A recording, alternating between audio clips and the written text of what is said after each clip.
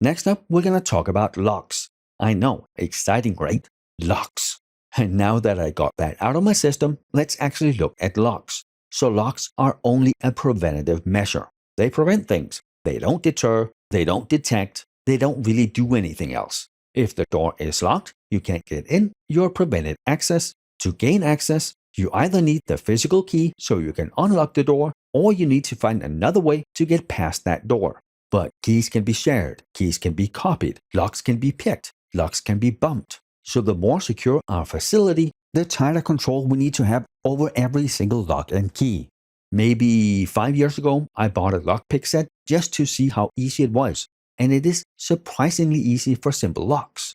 You can also bump a lock, and basically you insert a key that has been filed down all the way, and then you tap it with a hammer or a screwdriver, and then all the pins in the locks shoot up, and if you turn the lock quickly, you unlock the door.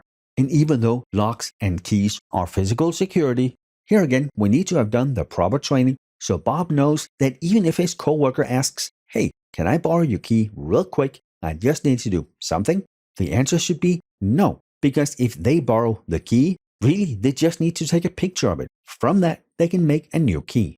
And then we are just as compromised as if they had stolen the key, but if they had stolen the key or it was lost, maybe we would have changed the locks. If they just take a copy, we have no clue.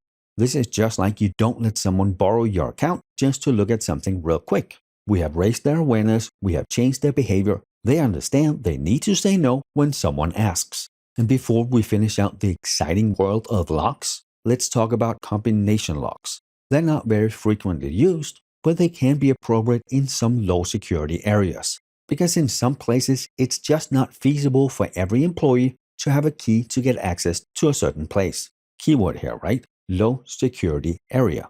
So with a combination lock, you have a finite set of combinations, and they're not super difficult to break. They can either be the dial type, like the round dial on a safe, or they can be push button, or they can have a keypad. But all of those are very susceptible to brute force and shoulder surfing.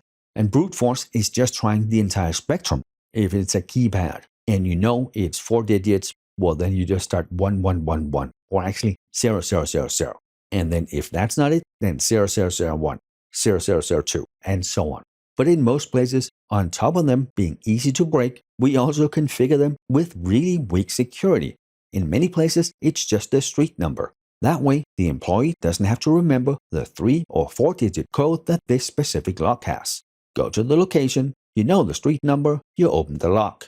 But then it's such common knowledge that the attacker can do the same, so it's not secure at all. On top of that, if we use combination locks, over time the keys are gonna wear down.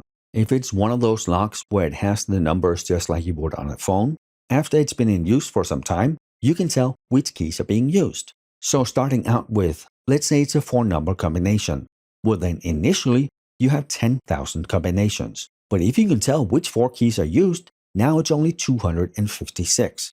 If only 3 keys are used, we're now down to 81 options. So really, combination locks should only be used in areas where we don't need a lot of security and in places where we don't keep anything important, but preferably they really should be avoided. And if we do use them, please don't use a street number and replace them every so often so the keys are not worn down. Next up, we have smart cards or magnetic strip cards. It's probably not going to be as exciting as locks, but we will try.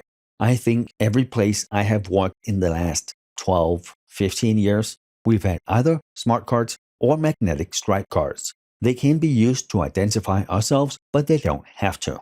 And then of course, they can give us access to buildings or to programs when we need to log in. First off, let's look at smart cards. They can either be contact or contactless. All of them have a little chip, an ICC chip, integrated circuit card, and that's where all the information is stored. You'll most likely have those in your credit cards. The contact cards are the ones that needs to be in contact with the reader. That's the credit or debit card you insert into the machine. Where the contactless one are the ones that you can hold an inch maybe, or 2 or 3 centimeters away from the reader, and it can read your card. The contactless card also has an RFID chip. It's radio frequency identification. And then the credit card terminal, or whatever reads the cards, has a receiver. And that card just sends a very low-level radio frequency signal that the transceiver picks up. And this is another one of those things where, by us making it easier, we make it inherently a little less secure. Because this is emitting a radio signal, which can be picked up 1 to 2 feet away sometimes. That's 30 to 60 centimeters. Meaning that I can stand behind you in the store and steal your information if your purse or wallet doesn't have RFID blocking. Honestly though, it's not very common, but that doesn't mean it doesn't happen. Which then brings us to magnetic stripe cards. They have that little magnetic stripe on the card that you swipe when you're at the register to pay for your groceries. They are by far the most commonly used type, and they're not very secure at all. If you've ever gone to a hotel and the person at the front desk says, "Let me get your keys," and it takes them 3 seconds to get the keys ready. It really is that fast. It's just as fast to make a copy of another card. Whereas the RFID tag on the contactless cards is unique, the magnetic stripe is not at all. You can make as many copies as you want and the system doesn't care. And sure, with the magnetic stripe cards, we can do things to make it more secure. We can add the company name, the logo, your name, something that can easily identify our employees. But anywhere where I have worked, that's just a printed card. That takes what, 10-15 seconds to make?